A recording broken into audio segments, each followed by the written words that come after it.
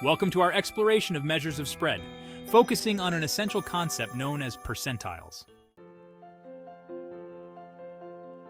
Let's imagine a scenario. Suppose you scored 45 out of 100 on a test. Now, how would you rate your performance? Good or bad? You might ponder, is it actually bad? Because after all, you scored less than 50%. But then, consider this. What if the questions were particularly challenging?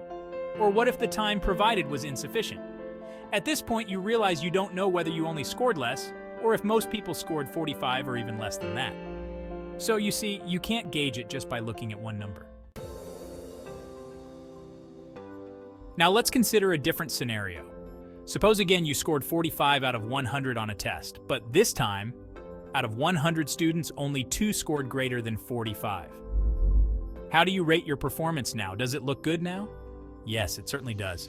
You can proudly say that you lie in the top 98 percentile of your class, meaning the score of 98% of students was less than or equal to your score.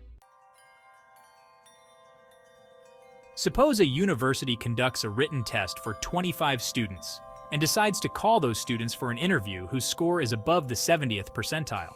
The scores are as follows: 44, 43, 37, 68, 55, 46, 19, 59, 34, 46, 51, 62, 47, 52, 44, 28, 36, 56, 65, 60, 55, 66, 54, 48, and 62. Can you identify which students will be called for the interview?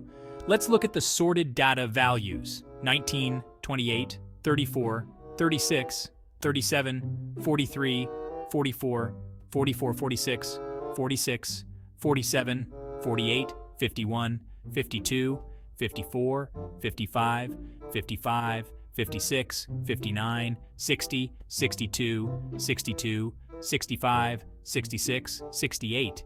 If you are asking for the 70th percentile, you are looking for that value such that 70% of the values in the data are less than or equal to this value. The p percentile of a sample is a value such that p percentage of the values in the data are less than or equal to this value.